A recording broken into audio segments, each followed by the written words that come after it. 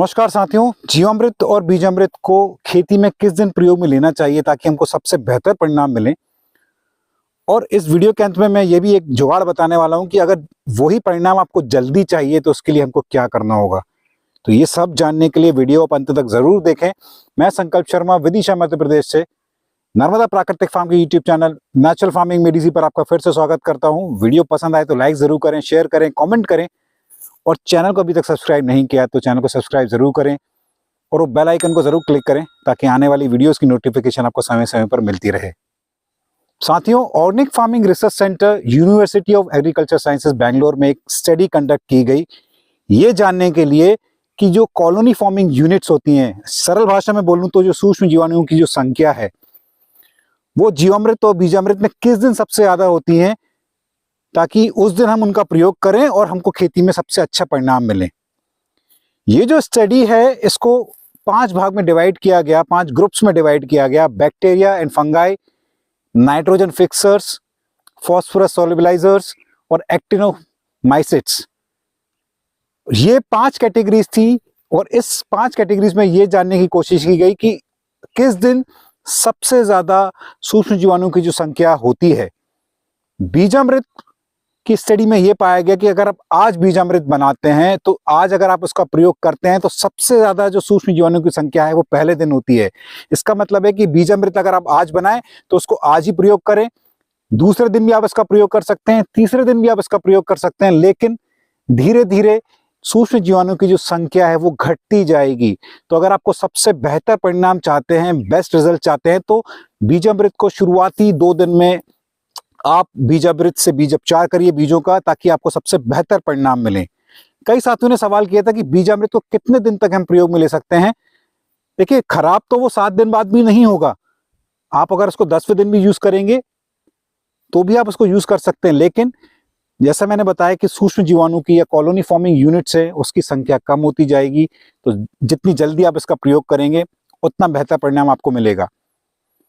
जीवामृत में की स्टडी में यह पाया गया कि 90 दिन से लेके 12वें दिन तक, यानी कि आज अगर आप जीवामृत बनाते हैं, पहले दिन जब जीवामृत बनाया उससे 90 दिन से लेके 12वें दिन तक कॉलोनी फॉर्मिंग यूनिट सबसे ज्यादा होती है, सूक्ष्म जीवाणुओं की संख्या सबसे ज्यादा होती है।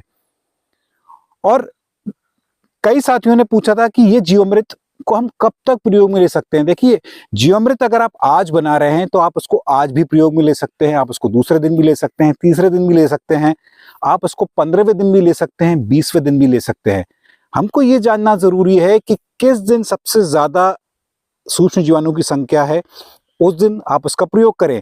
आपने देखे होंगे मेरे कई वीडियोस जिसमें मैंने ताजे गोबर का भी प्रयोग अपनी खेती में किया है। तो 1 ग्राम देशी गाय के गोबर में 300 करोड़ से ज्यादा सूक्ष्म जीवाणु हैं। तो अगर हम देशी गाय का ताजा गोबर भी पानी के साथ चला रहे हैं तो भी आपको परिणाम मिलेंगे, लेकिन यही परिणाम आपको और बेहतर करने हैं, सूक्ष्म जीवाणु की संख्या आपको ज्यादा करनी है। तो इसलिए हम जीवामृत बनाते हैं, क्योंकि जीवामृत बनाते समय आप इसमें गोबर, गोमूत्र, मिट्टी, और मिट्टी जो है उसमें भी कई तरह के बैक्टीरिया और फंगाई होते हैं। तो हम जब सारी चीजें, ये सारे इंग्रेडिएंट्स हम जब मिलाते हैं तो हमारी कोशिश ये होती है, और साथ में हम जब गुड़ डालते हैं फर्मेंटेशन प्रोसेस को फास्ट करने के लिए, तो हमारी कोशिश ये होती है कि ये सूक्ष्म जीवाणु की संख्या है वो कहीं गुना बढ़ जाए। तो आप देशी गाय का ताजा गोबर भी प्रयोग कर सकते हैं, लेकिन आपको और बेहतर परिणाम चाहिए तो आप जीवामृत करिए। और कब तक कर सकते हैं जीवामृत? जब तक उसका जो रंग है, उसका जो कलर है वो काला ना पड़ जाए। तो उम्मीद है कि ये जीवामृत जो है आपको कब प्रयोग में लेना चाहिए इसका आपको थोड़ा अंदाजा हो गया होगा। और सबसे जरूरी बात ये जानने की है कि प्राकृतिक खेती में जब हम जीवामृत का प्रयोग करते हैं तो इसमें वो सारे सूक्ष्म जीवाणु मौजूद हैं, जैसे कि कई तरह के बैक्टीरियल जो है, फंगाई जो है, मान लीजिए बैसिलस है, सूडोमोनास है, ट्राइकोडर्मा है, कई तरह के नाइट्रोजन फिक्सेस है जैसे एजोक्टोबैक्टर है, और भी कई तरह के सूक्ष्म जीवाणु जो हैं, बैक्टीरिया जो है, फंगाई हैं, जीवामृत में मौजूद रहते हैं।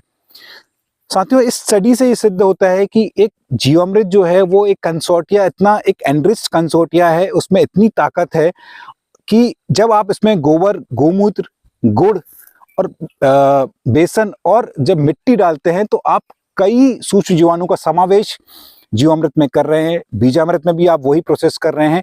ताकि सूक्ष्म जीवाणु की जो संख्या है, जो कॉलोनी फॉर्मिंग यूनिट्स है, वो सबसे ज़्यादा आपको मिल सके।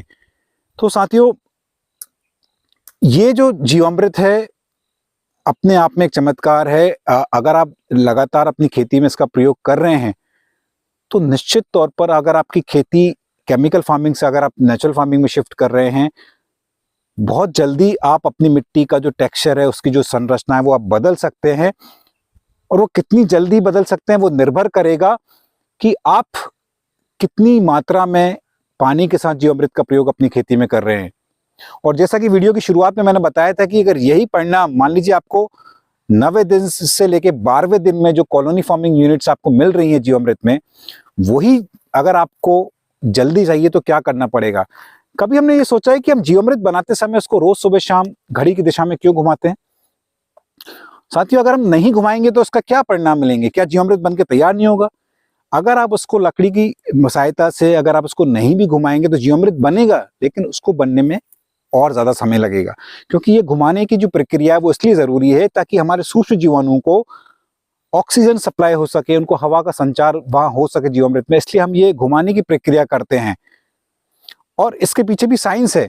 और यही जो रिजल्ट्स आपको 9th डे से 12th डे के बीच में जो मिल रहा है, वही अगर आपको ज़्यादा जल्दी चाहिए तो उसके लिए आपको एक सिंपल सी जुगाड़ करनी पड़ेगी। हमारे जो डेजर्ट कूलर होते हैं या हमारे जो घरों में हम जो एक मछलियां रखते हैं, जो एक्वेरियम जो रखते हैं, उसके अंदर जो एक पंप होता है, डेजर्ट कूलर के अंदर जो पंप होता है, वो आप अगर अपने जीवामृत के जो टैंक है उसमें अगर आप डाल सकते हैं, अगर आप 24 घंटे उसको चला के रख सकते हैं, तो ये जो ऑक्सीजन सप्लाई है वो ज़्यादा फास्ट हो जाएगी, कॉलोनी फॉर्मिंग यूनिट्स बहुत जल्दी से बढ़ेगी, सूक्ष्म जीवाणु की संख्या और जल्दी बढ़ेगी। जो परिणाम आपको नॉर्मल कंडीशन में 90 दिन से 12वें दिन में मिल रहा है, वो परिणाम आपको 3-4 दिन में भी मिल जाएगा। तो इस तरीके से आप जीवामृत में सूक्ष्म जीवाणु की संख्या बढ़ा सकते हैं। एक आप थंब रूल आप लेके चल सकते हैं कि जीवामृत आप अगर आज बनाते हैं तो 7 दिन बाद ही आप उसका प्रयोग करें। और 10वें दिन तो सबसे ज्यादा इसमें जो कॉलोनी फॉर्मिंग यूनिट्स है, सूक्ष्म जीवाणु की संख्या है, 10वें दिन सबसे ज्यादा होती है। और धीरे धीरे धीरे ये संख्या कम होती जाती है। पहले दिन कुछ कम होगी, दूसरे दिन बढ़ेगी, तीसरे दिन बढ़ेगी, 9वें से 12वें दिन तक बढ़ती जा रही है और फिर उसके बाद धीरे धीरे कम होती जाएगी। जब तक जीवामृत का कलर काला नहीं पड़ता है, रंग काला नहीं पड़ता है, ब्लैकिश नहीं होता है, तब तक आप जीवामृत को यूज कर सकते हैं। उम्मीद है साथियों, जीवामृत और बीजामृत को कब खेती में प्रयोग में लेना है, ये वीडियो आपको पसंद आया होगा। और अभी भी अगर आपके कोई डाउट्स हैं, कोई प्रश्न है इस टॉपिक से रिलेटेड, तो कमेंट्स में जरूर बताइएगा। आने वाले समय में किस विषय पर आप वीडियो चाहते हैं वो भी आप कमेंट्स में जरूर बताइएगा। और इसी तरीके से प्यार और आशीर्वाद आपका बनाए रखें। इसी नोट पर मैं आपसे विदा लेना चाहूंगा। बहुत बहुत धन्यवाद।